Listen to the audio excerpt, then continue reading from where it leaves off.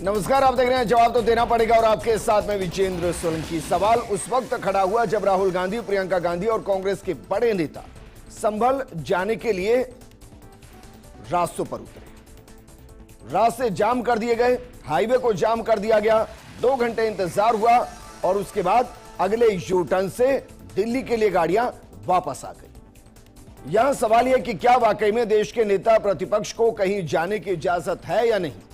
दूसरा, क्या नेता प्रतिपक्ष एक ऐसे इलाके में जाकर भावनाओं को भड़काने का काम कर रहे हैं, यह कहते हुए कि वहां की भावनाओं को समझना है, जहां पहले से वहां के जिला अधिकारियों ने, प्रशासन ने बाहरी व्यक्ति की एंट्री पर रोक लगा रखी है, वहां जाना क्यों जरूरी। सवाल इन सबके बीच एक और है। अगली तारीख जो चुनी गई है राहुल गांधी की तरफ से संभल जाने के लिए, वो तारीख है 6 दिसंबर। आपको ध्यान होगा 6 दिसंबर हिंदुस्तान के इतिहास की वो तारीख जो 1992 से जुड़ती है और जिस दिन बाबरी विध्वंस हुई थी। तो क्या जानबूझकर इस तारीख को चुना गया है? मंशा क्या है? और क्या संभल की दौड़ आगे बढ़ते हुए अयोध्या में भी जाएगी? क्या प्रभु श्री राम के मंदिर में राहुल गांधी जाएंगे, उसकी कोई टाइमलाइन आएगी? क्या उज्जैन के कॉरिडोर में वो जाएंगे, महादेव को धोख लगाएंगे, क्या उसकी कोई टाइमिंग आएगी? क्या काशी कॉरिडोर जाएंगे, क्या उसकी कोई टाइमिंग आएगी? या संभल को राजनीतिक तौर पर जोड़ते हुए ध्रुवीकरण करने की नीयत से सांत्वना की मरहम के साथ नेता प्रतिपक्ष की पावर का इस्तेमाल करते हुए इस दौरे को रचा गया? आज बात इसी मुद्दे पर।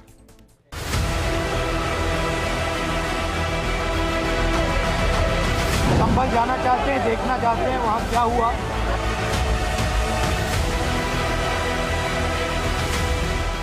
और मैं राहुल गांधी जी को याद दिलाना चाहता हूं, कर्नाटक में तो आपकी सरकार है, आपके अपने नेताओं के साथ जो होता है उस पर आपकी संवेदना नहीं जागृत होती। जाने से सशरीर जरूर रोका होगा, लेकिन वो जाएंगे निश्चित रूप से उन पीड़ितों के साथ। पूरी कांग्रेस पार्टी राहुल गांधी जी और खड़गे साहब के नेतृत्व में कड़ी मिलेगी।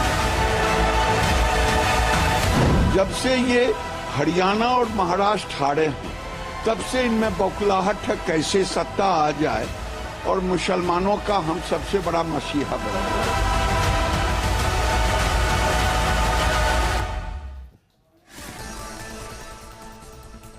क्या एक धार्मिक और कानूनी मुद्दे को सियासी चौला पहनाने की कोशिश की गई है? इस मुद्दे पर बात करने के लिए हमारे साथ मौजूद हैं बीजेपी प्रवक्ता शैलेंद्र गुर्जर जी, कांग्रेस प्रवक्ता प्रतीक सिंह जी और साथ में हमारे साथ मौजूद हैं धर्मगुरु चंद्रांशु महाराज जी। चंद्रांशु जी, शुरुआत आपके साथ। क्या मुझे सुन पा रहे हैं सर? चलिए वापस उनको जोड़ेंगे, लेकिन प्रतीक, इस दौरे की जरूरत जरा बताइए। बाकायदा शांति है, स्थिति कंट्रोल में है, सर्वे होना था हो चुका है, अब सियासी दौरे की जरूरत क्यों है? देखिए, मुझे ऐसा लगता है कि वहां पर ऐसी क्या चीज हुई है जो प्रशासन या उत्तर प्रदेश सरकार छुपाने की कोशिश कर रही है। और राहुल गांधी जी ने तो बोला था कि आप अपनी गाड़ी में, मतलब पुलिस की गाड़ी में अकेले उनको बिठा करके ले जाइए, वहां जो पीड़ित परिवार हैं उनसे मिला करके आप खुद ही ले आइए। ये सारा बखेड़ा तो प्रशासन ने और उत्तर प्रदेश सरकार ने खड़ा किया। अगर अकेले राहुल गांधी चले जाते तो मुझे बता दीजिए कि क्या कोई बवाल हो जाता वहां पे? भाई, पुलिस जा रही थी ना, उत्तर प्रदेश की पुलिस साथ जाती, प्रशासन साथ जाती, लेकिन वहां ऐसा क्या हो गया जिसको छुपाने की कोशिश वहां पे लगातार हो रही है। अब प्रशासन को आज तो याद आ रहा है कि सामाजिक सौहार्द बिगड़ जाएगा, तो जब सर्वे के लिए बाहर के लोगों को ले गए थे तब उनको याद नहीं आया कि सामाजिक सौहार्द बिगड़ जाएगा। जब प्रॉपर अगर इंतजाम करने थे प्रशासन को सुरक्षा के, तब उनको याद नहीं आया कि सामाजिक सौहार्द बिगड़ जाएगा। तो मुझे ऐसा लगता है कि ऐसा नहीं करना देना चाहिए था। और जो भी, अगर एक व्यक्ति अगर अकेला चला, आपके अकेले चले जाने से, मेरे अकेले चले जाने से, राहुल गांधी जी अकेले चले जाएंगे, उससे सामाजिक सौहार्द कैसे बिगड़ जाएगा? मुझे तो ये समझ में ही नहीं आ रहा। तो पता नहीं क्या छुपाने की कोशिश कर रहे हैं। बहरहाल आप झूठ को, गांधी का कद बराबर ही है, मैं कह रहा हूं, आप झूठ को कितने भी कपड़ों के नीचे, कितने भी पर्दों के पीछे छिपा लीजिए, सच तो एक दिन सामने आकर के रहेगा। ऐसी क्या चीज है वो जो वहां छुपा रहे हैं। और राहुल गांधी अकेले चले जाएंगे तो क्या कर लेंगे, चलिए बताइए। पीड़ितों से मिलकर के आ जाएंगे, उनकी व्यथा समझ लेंगे, कोई चीज अगर हुई है तो वो उनको पता लग जाएगी, जिसका मुद्दा अगर सड़क पे या सदन में उठाना होगा तो वो उठाएंगे। लेकिन एक आदमी से इतना घबराया हुआ प्रशासन क्यों दिख रहा है? और जो हमने जो रेलम पेल देखी हाईवे के ऊपर, वो सरकार ने पूरे बैरिकेड लगा दिए। आप बताइए, जाने चलिए आपको नहीं जाने देना चाहिए, देने था तो आपको पता था कि वो हाईवे है, आप जाने देते, संभल की बाउंड्री तक जाने देते और कहीं तक जाने देते, वहां पे आप रोक लेते, कम से कम आम जनता को तो परेशानी नहीं होती। लेकिन 2 घंटे बेफिजूल में जो उत्तर प्रदेश सरकार है उसने वहां पे बखेड़ा खड़ा किया था। ठीक है शैलेंद्र गुर्जर जी, भाई ये बात तो जायज है, आज की तारीख में राहुल गांधी कांग्रेस के नेता नहीं है, वो संसद के नेता प्रतिपक्ष हैं, क्या उनको भी बाउंड्रीज में बांधा जाएगा? देखिए, सबसे पहले ये समझना होगा कि राहुल गांधी जी अगर स्वच्छ मन से जाते, और निश्चित तौर पर वो विपक्ष के नेता हैं, संवैधानिक पद पर हैं और उनको जाना भी चाहिए, लेकिन आप देखिए जब वहाँ के हालात बहुत बदतर हो रखे हैं, अत्यधिक तनावपूर्ण स्थिति एक बड़ी मुश्किल से नियंत्रण में आई है, और जो वहाँ के मुरादाबाद मंडल के कमिश्नर हैं उन्होंने इनसे रिक्वेस्ट की है राहुल गांधी जी से कि आप अभी मत आइए। वहाँ संबल डीएम ने भी 10 दिसंबर तक बाहरी व्यक्तियों का प्रवेश बंद कर रखा है। नेताओं से रिक्वेस्ट की जा रही है आप यहाँ ना आए क्योंकि तनावपूर्ण स्थिति है। आप सुनिए शैलेंद्र गुर्जर जी, वो नेता प्रतिपक्ष हैं और संसद के हैं, देश के सबसे बड़े लोकतंत्र के सबसे बड़े मंदिर के, वो नेता प्रतिपक्ष हैं। बिल्कुल नेता प्रतिपक्ष हैं, उसके साथ साथ उनका आपका आचरण भी देखना पड़ेगा कि आप किस पार्टी से बिलोंग करते हैं और आपका इतिहास क्या रहा है। आप बताइए ना, अगर वो नेता प्रतिपक्ष हैं तो 10 दिसंबर के बाद भी जा सकते थे, उन्होंने 6 दिसंबर ही क्यों चुनी? जो बताता है कि उनकी तुष्टीकरण की मानसिकता किस तरह की गहरी बैठी हुई है। हमने तो आज 6 दिसंबर क्यों डेट डिक्लेयर किया आपने? फिर आप तनावपूर्ण पैदा करना चाहते हो, भारत में फिर दंगे करवाना चाहते हो। तो मैं यही निवेदन कर रहा हूं, जब आपको जानना चाह रहा हूं शैलेंद्र गुर्जर जी, भाई राहुल गांधी तो कह रहे थे ना कि पुलिस की गाड़ी लाइए, उसमें मैं अकेला बैठता हूं, मुझे जाकर मिला दीजिए। तो अगर मिला दिया जाता तो पक्ष ज्यादा मजबूत होता। यहां तो कई सवाल खड़े हो गए। आप ये कह रहे हैं कि संभल का प्रशासन और पुलिस महकमा और इंटेलिजेंस वहां की स्थिति को कंट्रोल करने की स्थिति में नहीं है, वहां भी अराजकता की स्थिति है। आपको लग रहा है कि नेता प्रतिपक्ष वहां चला जाएगा तो उल्टा उसकी जान को खतरा हो सकता है। अगर यही राहुल गांधी ये कहकर जा रहे होते कि भाई मुझे जामा मस्जिद से कोई लेना देना नहीं, मैं तो ये देखना चाह रहा हूं कि वहां जो भगवान हरिहर का जो मंदिर रहा है उसके अवशेष कैसे दिखते हैं और वहां मंदिर को लेकर क्या क्या सबूत है, तब तो आप फूल बरसा देते और फिर वहीं लेकर जाते रेड कारपेट बिछा के। ऐसा क्यों? और विजेंद्र जी, अगर उनमें ये श्रद्धा होती तो वो शायद प्रभु श्री राम मंदिर के जो अवशेष हैं वहीं चले जाते, वहीं देख आते, उनके रामलला के दर्शन कोई अवशेष नहीं है, लेकिन मंदिर अरे सुनो तो सही, अरे आप सुनो तो सही, कोई विवाद आज का तो है नहीं, ये विवाद पहले से चला आ रहा है। और जब कोर्ट, आप कहते हो संविधान को मानने वाले लोग हैं, अगर राहुल गांधी जी बार बार संविधान की किताब दिखाते हैं जो शायद अंदर खाली है, उनमें कोई प्रिंट नहीं है, वो अनुच्छेदों को नहीं पढ़ पाते होंगे, वो बार बार संविधान दिखाते हैं। भाई संवैधानिक व्यवस्था के तहत ही कोर्ट भी संविधान का हिस्सा है। उसने एक सर्वे का आदेश दिया, वहां सर्वे हुआ 19 नवंबर को, लेकिन 24 नवंबर को जिस तरह से हालात बिगड़े, उन हालातों पर नजर रखने के लिए किस तरह से हमने बड़ी मुश्किल से काबू पाया है, अगर वहां पर का काम डालने का क्यों कर रही है कांग्रेस पार्टी, सपा पार्टी? आपका कोई एक नेता वहां जाने की तैयारी करे, रोक लिया जाएगा? बिल्कुल बताइए, बैरिकेडिंग लगाई जाएगी ऐसे? बिल्कुल। देखिए, अभी जब डीएम ने कह दिया है कि 10 दिसंबर तक कोई भी व्यक्ति, बाहरी व्यक्ति या राजनीतिक व्यक्ति अभी ना आए, वो रिक्वेस्ट कर रहे हैं बार बार, तो आप बताइए ना, इतना तो सोचना चाहिए। है ना भाई, अगर किसी एक इलाके का प्रशासनिक अधिकारी ये कह रहा है कि भाई 10 दिसंबर तक रुक जाइए, उसके बाद आप आ जाइएगा, तो परमिशन के साथ भी जाया जा सकता था। नेता प्रतिपक्ष होने का मतलब ये तो नहीं बिल्कुल भी कि आप अपनी पावर का बेजा इस्तेमाल करें, कहीं भी जाएं, तनाव की स्थिति को पैदा करने की स्थिति में आ जाएं। और ये कौन सा मजमा था जिसमें आप कह रहे हैं कि राहुल गांधी अकेला चलना चाह रहे थे? मैं आपको बता देता हूं कौन से कानून के अंदर ये लिखा हुआ है, या कौन से कानून से उन्होंने रोक लिया कि एक आदमी अकेला कहीं नहीं जा सकता। बताइए, 163 बीएनएस या फिर पुरानी आईपीसी 144 की अगर हम बात करेंगे तो वहां पे 5 से ज्यादा व्यक्ति नहीं जा सकते। राहुल गांधी तो ये बोल रहे हैं मुझे आपकी गाड़ी में आपके साथ ले जाइए, जिनसे मिलूंगा आप भी वहां मौजूद रहिए, आपके सामने बातचीत करूंगा और वापस आप गाड़ी में बैठा करके मुझे वापस ले आइए। तो इससे क्या खतरा हो जाता? क्या यह खतरा था कि सच्चाई खुल जाती है जिसको छुपाने की कोशिश वहां का प्रशासन कर रहा है?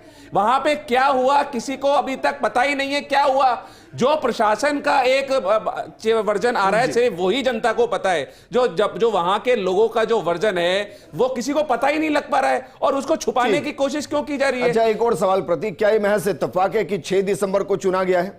6 दिसंबर से तफाक? अरे 6 दिसंबर क्या पॉलिटिकल पार्टी इतना रिसर्च कम करती है कि उसको ये नहीं पता कि इस तारीख के चुनने और ना चुनने का इंपैक्ट क्या होगा? अरे मैं 6 दिसंबर को मेरे दोस्त की शादी है, तो इसका मतलब क्या उसने उसको वहां पे बढ़ाने के लिए किया है? अरे तारीख बताइए आप, शादी आप किस तरह का तर्क दे रहे हैं? बेबुनियादी तर्क कैसी बातें कर रहे हो आप तारीख के कहां तारीख से कंबाइन कर रहे हो? भाषा का प्रयोग आज हम गए थे, आज शादी में जा रहे थे राहुल गांधी जी 6 दिसंबर को। अरे आज 6 तारीख शादी में जा रहे थे, शर्म कर रही थी कांग्रेस प्रवक्ता को। अरे आपको शर्म करनी चाहिए, मुद्दा है पूरे हिंदुस्तान जिस पर नजर गड़ाए बैठा है। हम भाईचारे की बात कर रहे हैं, कंट्रोल कर रहे हो भाईचारे की बात है? बताइए कब कर रहे हो? दे रहे हैं हमारे कर रहे हो? खड़े होकर क्यों कर रहे हो भाई? कहां कर रहे हो? आनी चाहिए। कहां कर रहे हो भाईचारे की बातें? शहीद कहां कर रहे हो भाईचारे की बातें? भारतीय संविधान में कितना बड़ा दिन था। और आप बताइए ना इंटरेस्टिंग, हाँ क्या कौन सा इन्होंने खुद ही शहीद बता दिया, बताइए कौन सा शहीद दिवस?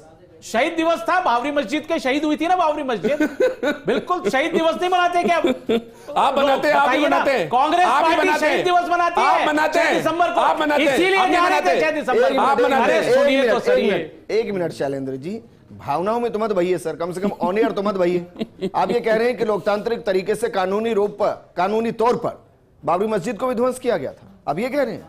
यही तौर पर नहीं कह रहा, मैंने ये कहा। तो शहीद कैसे हुए? शहीद का ही दर्जा देते हैं कांग्रेस पार्टी के लोग, नेता। हम तो नहीं देते। और जो समुदाय के लोग हैं कि बाबरी सर? मस्जिद हमारी शहीद कर दी गई थी। तो आप आज भावनाओं में बह गए, आज ज्यादा राहुल गांधी जी ने अरे सर, जो 6 दिसंबर भावनाओं में बह गए, आज बाबरी मस्जिद शहीद दिवस मनाती है बीजेपी। आज अपनी पार्टी लाइन से नहीं चल गए, बीजेपी का नाम नहीं लिया, बीजेपी का नाम लिया मैंने। आज तो आप मैंने कहा 6 दिसंबर क्लास लगेगी, आज आप जाइए बीजेपी क्योंकि ये नहीं मानते कि उसको ढाया गया, ये मानते हैं कांग्रेस पार्टी वाले वो तो शहीद कर दी गई थी। लेकिन जो भी था इलीगल ही था ना। देखिए जो भी बात हुई थी वो घटनाक्रम कोर्ट में भी था, प्रूव भी हुआ, सारी चीजें हेडक्वार्टर में जो जन भावनाएं थी उन जन भावनाओं के तहत सुप्रीम कोर्ट ने निर्णय दिया। उस निर्णय के तहत सुप्रीम कोर्ट का निर्णय तो भैया है, लेकिन आप बताइए में ढा दी गई थी, वो सुप्रीम कोर्ट के फैसले के साथ नहीं ढाई गई थी। आज इनकी क्लास लगने वाली है, आप समझिए सर चीज को समझिए। लेकिन हाँ प्रतीक, ये सवाल गंभीर है भाई, महज इत्तेफाक नहीं है, और इसको सिर्फ हंसकर मजाक में नहीं हटाया जा सकता कि भाई मेरे दोस्त की शादी है 6 दिसंबर तो क्या हुआ। 6 दिसंबर आप बखूबी जानते हैं कि क्यों चुना गया, या तो कहिए भाई मैं ऐसे इत्तेफाक है, हमें जानकारी नहीं थी, या विजेंद्र भाई हम तो आज जा रहे थे, आज 6 तारीख थोड़ी है, आज जाने देते तो आगे की तारीख की कोई बात ही नहीं होती ना। आज जा रहे थे ना, और अकेले राहुल गांधी जी जाने को तैयार थे, पुलिस की गाड़ी में बैठने को तैयार थे, अकेले उनके साथ जाकर के बात करने को तैयार थे, वापस उनके साथ लौटने को तैयार थे। लेकिन प्रशासन वहां पे ऐसा क्या किया गया है या क्या छुपाया जा रहा है जिसके लिए बाहर के किसी भी नेता को, नेता विपक्ष को, या वहां की वहां पे जो प्रतिपक्ष में जो पार्टी बैठी हुई समाजवादी पार्टी, उनके नेताओं को जाने नहीं दे? बताइए क्या ऐसा छुपाया जा रहा है? एक व्यक्ति अगर पुलिस की देखरेख में पुलिस के साथ जाता, वहां के जो लोग हैं जिनसे मिलते, वहां पे भी पुलिस रहती, प्रशासन रहता, डीएम रहते, एसपी रहते, सब उन्हीं के सामने तो बातचीत होती ना। तो जब सभी उन्हीं के सामने बातचीत होती है तो फिर छुपाने के लिए क्या, या ऐसा क्यों बोला जा रहा है कि नहीं हम जाने देंगे? बताइए आप। वो अकेले कोई हथियार लेकर के जा रहे थे, वो कुछ और लेकर के जा रहे थे, वो कुछ और लेकर के जा रहे थे। बताइए क्या कोई चीज छुप सकती है क्या सोशल मीडिया? अरे छुप रही है तो जाने क्यों नहीं दे रहे? सारा तकनीकी जाने क्यों नहीं दे रहे? कोई चीज नहीं छुपी, कैसे पत्थर बरसाए गए, कैसे गोलियां बरसी, ये देखा नहीं? अरे तो क्यों नहीं जाने दे रहे?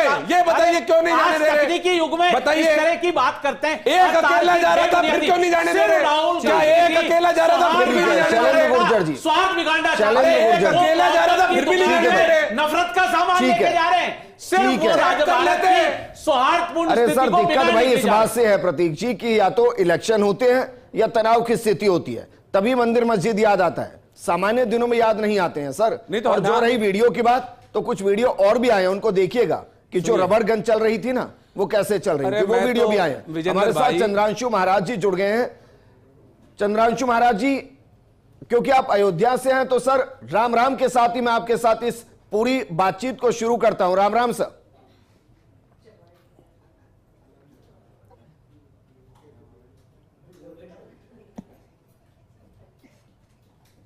महाराज जी मुझे सुन पा रहे हैं? चलिए उनको जोड़ने की कोशिश करेंगे, लेकिन प्रतीक भाई संभल क्यों, मैं उसको नैतिक तौर पर समझना चाह रहा हूं। ये जानने चाह रहे हैं कि भाई वहां मस्जिद जो है वहां हरिहर के अवशेष है या नहीं मंदिर के, ये देखने जाना है, या ये देखना जाना है कि जो पत्थरबाजी वहां हुई, तनाव की स्थिति वहां बनी, वो कितनी अभी सामान्य हो चली है, या ये देखने जाना है कि जिनके घर से बच्चे चले गए वहां जाकर हम बैठे और वहां से एक नई सियासत को शुरू करें, क्या करने जाना है? देखिए, वहां पे जिस तरह का सामाजिक तनाव बना है उस चीज को समझने के लिए नेता प्रतिपक्ष जा रहे थे। मंदिर है, मस्जिद है, इसका मेरे को लगता है कि क्योंकि कोर्ट में जा चुका है तो फैसला कोर्ट में हो जाएगा। ना नेता प्रतिपक्ष ना तो मंदिर देखने जा रहे थे ना मस्जिद देखने जा रहे थे, वो तो जा रहे थे कि वहां पे जो तनाव बना है या जिनके जो 4 डेथ हुई है उनके परिजनों से मिलने के लिए जा रहे थे, और वहां पे हुआ क्या है ये पता करने जा रहे थे। आप मुझे बताइए, अगर एक अकेला व्यक्ति पुलिस प्रशासन के साथ चला जाता तो कौन सा सामाजिक सौहार्द बिगड़ जाता, क्योंकि पूरा प्रशासन में एक महकमा तो वहां पे मौजूद होता। और उसके बाद में ऐसी क्या चीज हुई है जिसको पुलिस महकमा या वहां का प्रशासन छुपाने की कोशिश कर रहा है, आप बताइए। तो इतने दिन हो गए इसको, मेरे ख्याल 5-7 दिन हो गए हैं, 10 तारीख तक का और लगा दिए, 15-20 दिन में ऐसा क्या कर लेंगे जो वहां की चीजें छुप जाएगी। प्रशासन को तब याद नहीं आया कि वहां पे सामाजिक सौहार्द बिगड़ जाएगा। छुपना नहीं होता है। देखिए विधायक आपके भी होटल में थे, वो कहीं भाग थोड़ी ना रहे थे, एहतियात के तौर पर रखे गए थे। फिर जब सब इस्तीफे देके गायब हो गए थे तब भी वो कोई भाग थोड़ी ना रहे थे, एहतियात के तौर पर थे। किसी की मृत्यु हो गई थी, कुछ चीजें किसी की मृत्यु हो गई थी, सिस्टम के लिए होती है, किसी की मृत्यु हो गई थी, वहां पे 4 लोगों की मृत्यु हुई है। मैं पूछ रहा हूं वहां पे 4 लोगों की नैतिक जिम्मेदारी वहां के प्रशासन की है शांति बहाल करने की। मृत्यु हुई है, अगर नेता प्रतिपक्ष के वहां जाने से अस्थिरता की स्थिति बन रही है तो उसमें तो वो कह रहे हैं कि भाई 10 तारीख के बाद आ जाइएगा, व्यक्ति के जाने से कौन सी स्थिति बन जाएगी। चलिए चंद्रांशु महाराज जी हमारे साथ, चंद्रांशु महाराज जी क्या मुझे सुन पा रहे हैं सर? जी मैं सुन पा रहा हूं, मैं सुन पा रहा हूं आपको। महाराज मैं बस इतना जानना चाह रहा हूं कि संभल को लेकर धर्म गुरुओं का नजरिया क्या है? क्या हम उसको मानते हैं कि वो भगवान हरिहर का मंदिर है और भविष्य में भगवान कल्कि का अवतरण भी वहीं होगा और इसलिए वो धार्मिक दृष्टिकोण से बेहद महत्वपूर्ण, क्या ये नजरिया है? हमारे श्रीमद् भागवत पुराण के 12 स्कंध में वर्णन है, संभल ग्राम में विष्णु यश ब्राह्मण के यहाँ कल्कि भगवान का अवतार होना है। और अभी साइंस के युग में तो बहुत सारी चीज प्रमाणिक हो चुकी हैं। हमारे ऋषि मुनियों ने जो पहले आज के हजारों वर्ष पहले लिखा था, आज के साइंटिस्ट भी जाकर के वही उतना ही पा रहे हैं। वह हरिहर मंदिर था और हरिहर ही मंदिर रहेगा, क्योंकि भगवान का अवतरण वहां पर होना है, उसको वही होना चाहिए, वही रहेगा। जहां तक राजनीतिक विश्लेषकों की बात है, यह तो उत्तर देना पड़ेगा कि राजनीति की भेंट देश को या बहुसंख्यक समाज को, हिंदू समाज को या सनातनी समाज को कब तक चढ़ाते रहेंगे। बहराइच की घटना पर खुलेआम केवल झंडा स्पर्श करने पर गोली मार दी जाती है। यहां पर कोई संभल में कोई भी हिंदू नहीं गया था, कोई जातिगत नहीं गया था, प्रशासन सर्वे करवा रही थी। वहां पर पत्थरबाजी होती है, अगर वहां पर हिंसा में जो मरे उस पर है संवेदना है, पर इस तरह कानून को हाथ में लेना। ठीक है चंद्रांशु जी, एक और सवाल है मेरा आपसे सर, मैं चाहूंगा गंभीरता से आप इसका जवाब दें।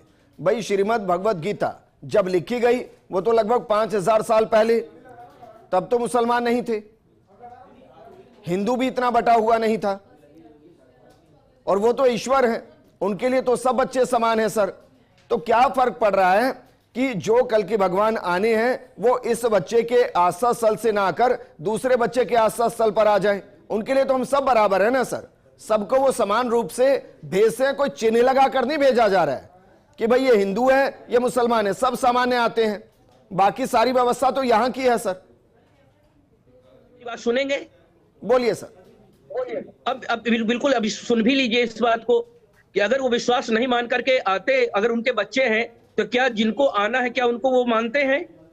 उनके प्रति कोई आस्था है? अरे उनकी बात तो छोड़िए, जिनकी बात आप कह रहे हैं वह तो सबको गैर मुस्लिम जितने हैं सबको काफिर समझता है, वो तो किसी का भी नहीं है। और उसका चरित्र यह है कि जहां पर हिंदू है यहाँ हिंदू से लड़ाई हो रही है, बाकी जहां पर पारसी है वहां पारसी से हो रही है, जहां क्रिश्चियन है वहां क्रिश्चियन से हो रही है, जहां बौद्धिस्ट है वहां बौद्धिस्ट से हो रही है, और जहां कोई नहीं मिलता 200-300 बच्चों के बम फाड़ करके मार दे रहे हैं, बम फोड़ करके। उसके लिए क्या कहेंगे? उसके लिए मैं उसका ये नाम कहूंगा अलग होगा, सर, मिलेट एक शब्द पिता तो अगर हमारे यहाँ बच्चे है। को या बच्चा पिता को अगर अनाथ आश्रम भी भेज देता है ना, प्रौढ़ वृद्धाश्रम भी भेज देता है, तो भी पिता ही रहता है वो, और वो हमेशा उसके सद्गुणों के लिए ही काम करता है, उसकी तरक्की के लिए ही काम करता है सर। देखिए तर्क और का क्या आधार वाकई में नहीं है। हम ईश्वर बहुसंख्यक समाज होकर के भी जी। सब कुछ जितना अब तक सहते आए हैं, वो एक दिन जांच नहीं सह पाए। जी। और हम क्या सह रहे हैं आपको पता है? हमारे आराध्य भगवान राम का मंदिर लगभग 500 साल तक, मैं पूछता हूं देश के मुसलमानों से जिनको आप बच्चा कह रहे हैं जी। कि बाबर से, किसी लुटेरा से, हुमायूं से क्या संबंध है? बाबर के संबंध नाम नहीं पर है यह सर। मंदिर क्यों बनाना चाहते हैं? राम की भूमि है, एपीजे अब्दुल कलाम की भूमि है, अब्दुल हमीद की भूमि है, उसके जी। नाम पर कुछ भी बना ले। पर बाबर कौन है जिसने हमको लूटा, जिसने तोड़ा? उसके नाम पर देश का मुसलमान क्यों मंदिर बनाना चाहता है? जी। हम 500 सालों तक लगभग राम मंदिर के लिए तरसते रहे। हम कभी कोई भी ऐसा कार्य नहीं किए, पत्थरबाजी करे, गोलीबारी करे, हमने नहीं किया। फिर ये लोग एक दिन में इतना आमादा हो गए। भैया, सहनशील बेटा भी नालायक हो जाए ना, जब एक उंगली से घी ना निकले ना, सीधी उंगली से घी ना निकले तो टेढ़ा करना पड़ता है। अब वो समय चला गया, महात्मा गांधी अब नहीं बचे हैं कि कहेंगे एक तमाचा गाल पर मारे तो दूसरा गाल दे दो। अब वो समय है, अपना हक लेकर के रहेंगे। और बच्चा भी जब तक नहीं रोता ना, तो माँ भी दूध नहीं पिलाती। बहुत देख लिया भाईचारा, बहुत देख लिया सहनशीलता। हम सर लोग बताइए, अब ये नहीं चल पाएगा। अपना जो हक है, दो ब्राह्मण उसको जो लेकर अपने के आप में रहेंगे, सर्वोच्च किसी हैं, प्रकार से मिले। हम वेद व्यास जी की नीति पर चलें या भगवान परशुराम जी की नीति पर? वर्तमान में किसकी जरूरत है? व्यक्ति सबकी जरूरत है। कहीं मर्यादा की जरूरत पड़े तो राम जी की चरित्र की जरूरत है। परंतु अगर अन्याय, शास्त्रार्जुन जैसा अधर्मी हो, पापी हो, जिसने उनकी मां की हत्या कर दे, जबरदस्ती करे, उस अत्याचारी के लिए परशुराम की भी, परसे की भी जरूरत है। किस तरह से आप मेरे पास आते हो, किस तरह से मिलते हो, ये आपका चरित्र और नियत आपकी तय करेगा। आप जिस भाव से आओगे, अगर आप सत्य पूर्वक आते हो, सच्चे मन से आते हो, अपना बनकर के आते हो, तो स्वागत करने योग्य स्वागत करते रहेंगे। अगर आप बाबर के समर्थक बनकर के, आतंकवादी के समर्थक बनकर के आओगे, भारत माता को डायन कहने वाले के समर्थक बनकर के आओगे, भारत तोड़ टुकड़े गैंग के समर्थक बन के आओगे, तो ऐसा सम्मान होगा। चलिए सर, एक और सवाल मेरा, हिंदुओं में बहुत से नास्तिक हैं, उनको क्या कहें जो ईश्वर को नहीं मानते? वो कौन है? होने की अलग बात है, उनकी अपनी आजादी हो, किसी को नहीं मानते, वो बिल्कुल न माने, हमको उनसे कोई विरोध नहीं है। परंतु आप देश में रह करके देखिए, एक बड़ी जिम्मेदारी के साथ मैं बात कह रहा हूं कि देश का विभाजन धार्मिक आधार पर हुआ। जिन मुसलमानों ने देश में रहना स्वीकार किया, उनकी वही पवित्र भूमि है। तो भारत के संविधान को स्वीकार करके, भारत की व्यवस्था को स्वीकार करके यहां पर रहे, उनका स्वागत रहेगा। परंतु अगर पाकिस्तान क्रिकेट जीते तो जश्न यहां मनाएगा, अगर भारत पाकिस्तान के द्वारा हारे, जश्न यहां मनाएंगे। खालिस्तानी अगर किसी भारतीय को मारे, जश्न यहां मनाएंगे। तो साहब ये तो नहीं चल पाएगा। इस चीज को भारत के मुसलमानों को समझना पड़ेगा। और भाईचारे के तहत केवल हिंदू समाजी भाईचारा नहीं निभाएगा। हम लोगों ने तो हमेशा मंदिरों में ईश्वर अल्लाह तेरो नाम गाया। आपने मस्जिद से कभी शहबाज को सुना क्या? मेरे तो बहुत से ऐसे दोस्त हैं सर, भाईचारा, और मेरे पैनल में भी बहुत से ऐसे मुस्लिम मौलाना कनेक्ट होते हैं जो गर्व से कहते हैं जय श्री राम, तो उनका क्या करें फिर? मैं उनका स्वागत करता हूं। मैंने कहा कि मैंने कब विरोध किया मुसलमानों का? मैं कहता हूं जो एपीजे अब्दुल कलाम को मानने वाले हैं, अब्दुल हमीद को मानने वाले हैं, जो चलिए अंतिम सवाल मेरा आपसे, मैं उसको संभल की जामा मस्जिद कहूं या इतिहास का भगवान हरिहर मंदिर कहूं और भविष्य का कल की मंदिर, क्या कहूं? इतिहास का हरिहर मंदिर कहिए, और जो सच्चे जय श्री राम कहने वाले मुसलमान है, वो भी साथ में आकर के हरिहर मंदिर को हरिहर मंदिर बनवाए। और जो इस तरह कुकृत्य करने वाले पत्थरबाज लोग हैं, जो कानून हाथ में लेते, संविधान को न मान करके शरीयत और कुरान के बल पर देश चलाना चाहते हैं, उनके खिलाफ आकर के जन आंदोलन में लगे और न्याय दिलवाने का काम करें। भाईचारा आप ये भी कहेंगे कि भाई अजमेर के दरगाह को भी आप महादेव संकट मोचन मंदिर कहिए? अजमेर का दरगाह अगर संकट मोचन हनुमान है या शिवलिंग है तो होना चाहिए, और इसके लिए भी आए। और मैं एक बात और आश्वस्त करता हूं कि अगर किसी मुस्लिम भाई को लगता है, साक्ष्यों के साथ आए कि वहां पर मस्जिद था, किसी हिंदू ने, किसी बहुसंख्यक समाज ने, किसी ने उनके मस्जिद को तोड़ा है, हम लोग उनके साथ खड़े होकर के उनको दिलवाने का काम करेंगे। पर अगर हमारा मंदिर है, हमारे पूर्वजों का मंदिर है, हमारे इष्ट का मंदिर है, आराध्य का मंदिर है, वह तो उनको देना पड़ेगा। कहते हैं धर्म और सियासत एक साथ चल रही है वर्तमान में। आपको लग रहा है कि संभल पर जितनी सियासत होगी, धार्मिक दृष्टिकोण उतना साफ होगा, स्पष्ट होगा? अगर आपके चैनल पर प्रवक्ता होंगे तो आप जानते हैं, आरोप प्रत्यारोप छोड़ करके कुछ नहीं। अगर समाजवादी पार्टी आएगी तो भाजपा पर आरोप प्रत्यारोप लगाएगी, अगर भाजपा के प्रवक्ता होंगे तो सपा पर आरोप प्रत्यारोप लगाएंगे। ये कभी जनता की बात करते हैं क्या? सियासत केवल कुर्सी की होती है। जिस दिन सियासत राष्ट्र धर्म समझ करके राष्ट्र हित में, जनता के हित में सोचना शुरू कर देगी, जिस दिन कुर्सी के लिए नहीं जनता के लिए, वास्तव में लोकतंत्र के लिए लड़ना शुरू कर देगी, फिर ये नौबत कहां आएगी? अगर जात पात भेदभाव का ये खाई बनी पड़ी हुई है तो कहीं ना कहीं ये राजनीति सियासत के कारण ही तो बनी पड़ी है। अगर जिस दिन राम बाबू की हत्या होगी, आप ये कह रहे हैं कि मनुस्मृति के अंदर जो उल्लेख है वो वर्तमान सियासत के परिदृश्य में लिखा गया है उस दौर में। सियासत का एक मानक है भैया। अभी जिस जात पात भेदभाव की आप बात कर रहे हैं उसका जिक्र तो मनुस्मृति में भी है, क्या वो वर्तमान सियासतदानों ने लिखी है? तो फिर रोना किस बात का? फिर स्वीकार करिए। अगर आप हक ले रहे हैं, अपना हक समझ रहे हैं तो फिर दीजिए ना प्रेम से, फिर किस बात का रोना? मैं एक बात कहता हूं कि जियाउल हक की जिस दिन सीओ की मर्डर होता है उसका, अखिलेश यादव वहां तो चले जाते हैं। राम बाबू टांडा के 2-2 पीढ़ियों की हत्या हो जाती है, जांच तक नहीं होती है, एक दोषी नहीं पकड़ा जाता जी। उस समय की कोई बात नहीं करता है। चलिए अंतिम सवाल सर, मुझे प्रोग्राम क्लोज करना है। आप एक ईश्वर में विश्वास रखते हैं या अनेक में? हम एक ईश्वर में विश्वास रखते हैं और उसी एक ईश्वर के अनेक रूप हैं, उसको प्रणाम करते हैं, पूछते हैं। हम दूसरा भी तो एक ही ईश्वर की बात करता है, शब्द अल्लाह है बस। ईश्वर को मानता है तो कहिए कि ईश्वर अल्लाह तेरो नाम सबको सम्मति दे भगवान। मस्जिदों से पढ़ना प्रारंभ करें। महाराज जी शुक्रिया हमारे साथ जुड़ने के लिए। प्रतीक आपका भी शुक्रिया, शैलेंद्र आपका भी शुक्रिया। सियासत होनी चाहिए क्योंकि सियासत दृष्टिकोण को साफ करती है, लेकिन सियासत इस कदर नहीं होनी चाहिए कि वो भ्रमित करे और सांप्रदायिक तनाव को और ज्यादा बढ़ाने की कोशिश करे। और ये जिम्मेदारी किसी एक नेता की नहीं है, किसी एक पार्टी की भी नहीं है, ये पूरे देश की है। नमस्कार।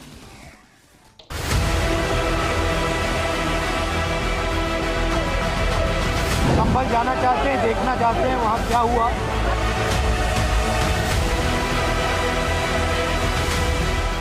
और मैं राहुल गांधी जी को याद दिलाना चाहता हूं, कर्नाटक में तो आपकी सरकार है, आपके अपने नेताओं के साथ जो होता है उस पर आपकी संवेदना नहीं जागृत होती। जाने से सशरीर जरूर रोका होगा, लेकिन वो जाएंगे निश्चित रूप से उन पीड़ितों के साथ। पूरी कांग्रेस पार्टी राहुल गांधी जी और खड़गे साहब के नेतृत्व में खड़ी मिलेगी।